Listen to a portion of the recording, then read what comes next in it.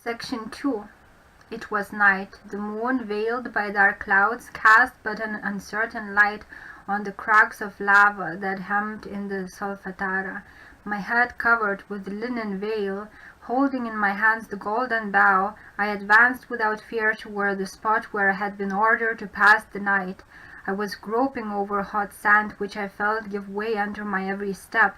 The clouds gathered overhead, lightning flashed through the night and gave to the flames of the volcano a blood-like appearance. At last I arrived and found an iron altar where I placed the mysterious bough. I pronounced the formidable words. Instantly the earth trembles under my feet. Thunder peals. Vesuvius roars in answer to the repeated strokes. Its fires join the fires of lightning. The chorus of the genii rise into the air and make the echoes repeat the praises of the Creator. The hallowed bough, which I had placed on the triangular altar, suddenly is ablaze. A thick smoke envelops me. I cease to see. Wrapped in darkness, I seemed to descend into an abyss. I know not how long I remained in that situation. When I opened my eyes, I vainly looked for the objects which had surrounded me a little time ago. The altar, Vesuvius, the country around Naples had vanished far from my sight. I was in a vast cavern, alone, far away from the whole world. Near by me lay a long white rope. Its loosely woven tissue seemed to me to be of linen. On a granite boulder stood a copper lamp. Upon a black table covered with Greek words indicating the way I was to follow. I took the lamp, and after having put on the rope, I entered a narrow passage, the walls of which were covered with black marble. It was 3 miles long, and my steps resounded fearfully under its silent vault. At last I found a door that opened on a flight of steps, which I descended. After having walked a long time, I seemed to see a wandering light before me.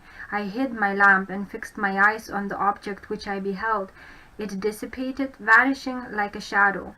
Without reproach of the past, without fear of the future, I went on. The way became increasingly difficult, always confined within galleries composed of black stone blocks. I did not dare to guess at the length of my underground travel. At last, after a long march, I came to a square chamber. A door in the middle of each of its 4 sides opened. They were of different colors, and each door was placed at one of the 4 cardinal points. I entered through the north door, which was black. The opposite was red. The door to the east was blue, and the one facing it was of dazzling white. In the middle of this chamber was a square mass. On its center shone a crystal star. On the north side was a painting representing a woman naked to the waist. A black drapery fell over her knees, and 2 silver bands adorned her garment. In her hand was a rod, which she placed against the forehead of a man facing her across a table, which stood on a single support and bore a cup and a lance head. A sudden flame rose from the ground and seemed to turn toward the man. An inscription explained this picture. Another indicated the means I was to employ in order to leave this chamber. After having contemplated the picture and the star, I was about to pass through the red door when, turning on its hinges with terrific noise, it closed before me. I made the same attempt with the door of sky blue color. It did not close, but a sudden noise induced me to turn my head. I saw the star flicker, rise from its place, revolve, then dart rapidly through the opening of the wide door. I followed it at once. Now Section 2, Analysis of Symbols. In his notes on the Trinosophia, de Givry concerns himself solely with the alchemical import of the symbolism of this figure.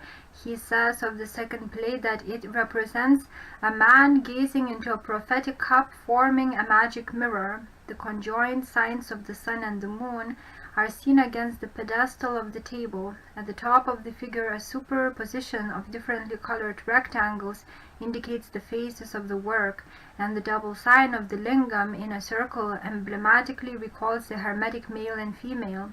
An inscription in Greek letters and made-up characters gives a formula for the composition of gold, or the Sun King, by means of a mixture of gold and silver regenerated by vital mercury.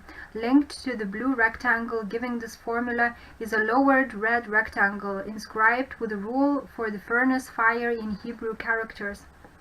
A careful analysis inclines us to suspect a more profound significance. The circle at the upper right, though possibly phallic in its superficial sense, is actually an occult monogram or seal containing two Greek letters. Translated, these signify the light of God or the light of revelation. The rectangles at the upper left are the elements.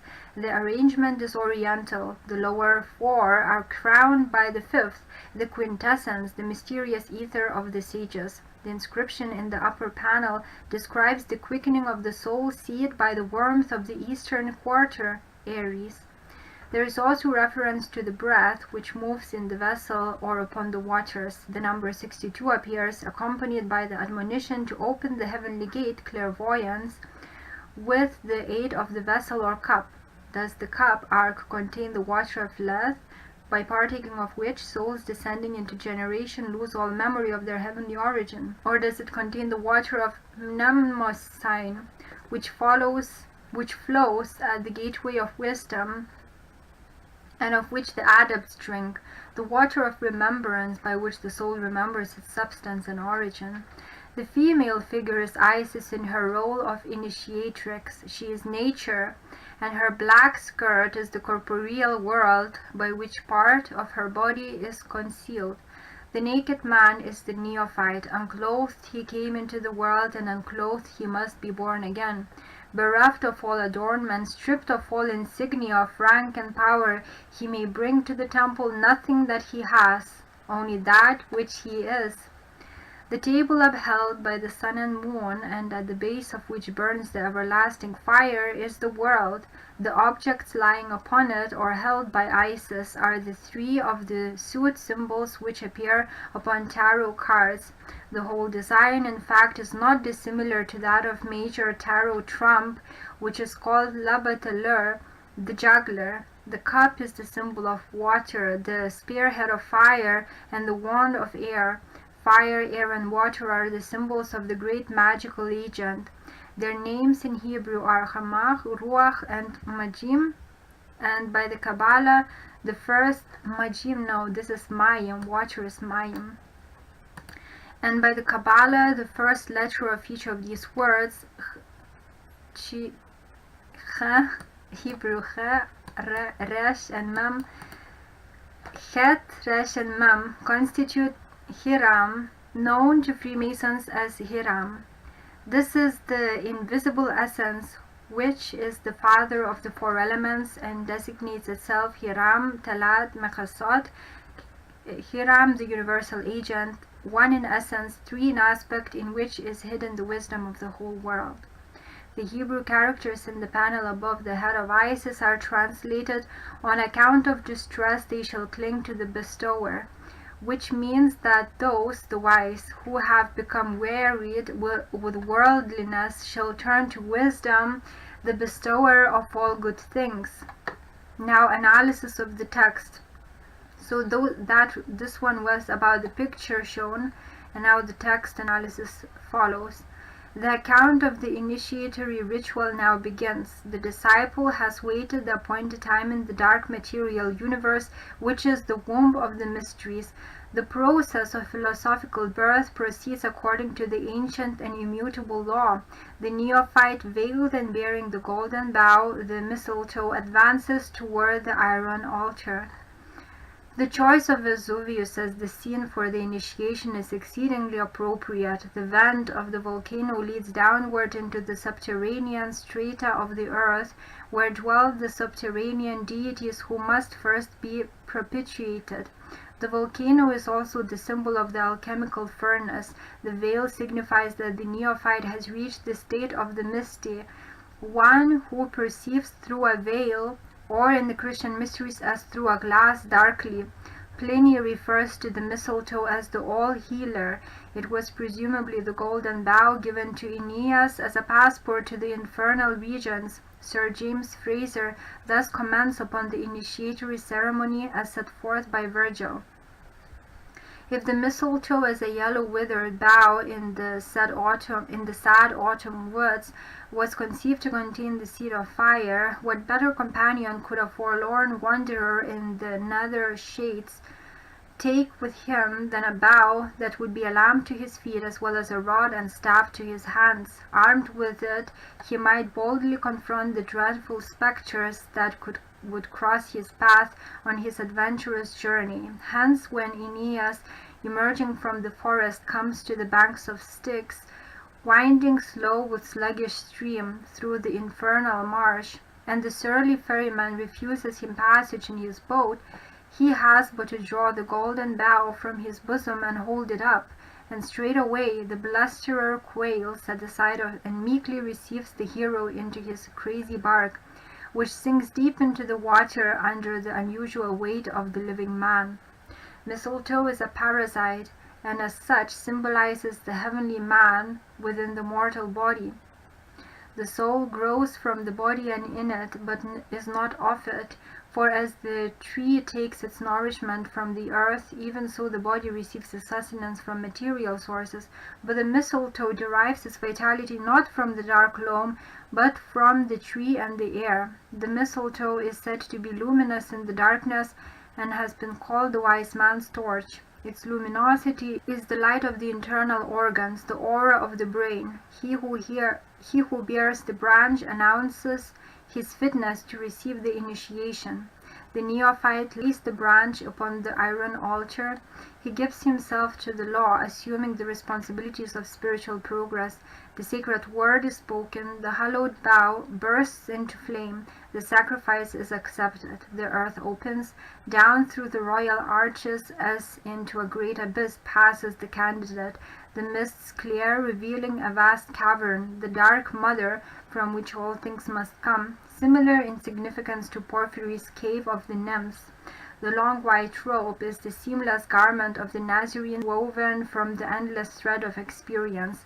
The copper lamp is enlightened love, without which no man follow the narrow path of wisdom. Robed in purity, illumined with compassion and understanding, the neophyte follows the black vaulted passage which leads to immortality. After a great distance, the passage ends in a square room from which lead 4 doors. This is the hall of choosing. The doors signify the courses which the soul can pursue. The black door is the path of asceticism and labor, the red door is that of faith, the blue door is that of purification, and the white door is that of adeptship and of the highest mysteries. In the Bhagavad Gita, Krishna describes these paths and those who follow them, and reveals that the last is the highest and most perfect. The neophyte enters through the black door of asceticism and labor, and is about to pass through the red door of enlightened love. When it closes upon him, he then turns to the door of purification and sacrifice, but this will not receive him. Then the star, the symbol of his essential demon or genius, darts through the white door. Fate has decreed adeptship.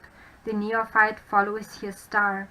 The alchemical significance of the account reveals that at the beginning of the great work, the power of choice is given to the operator, that he may decide the end to which his labor shall be directed. The black door represents the making of material gold, the red door the universal medicine for the healing of the nations, the blue door the elixir of life, and the white door the philosopher's stone. From the door which is chosen, we discover that aspect of the great work which our author contemplates. So this is the end of the section 2 explanation, and in the next video I'm going to show you the picture of the section 3, the symbolical story and its explanation. Thank you for watching. Take care.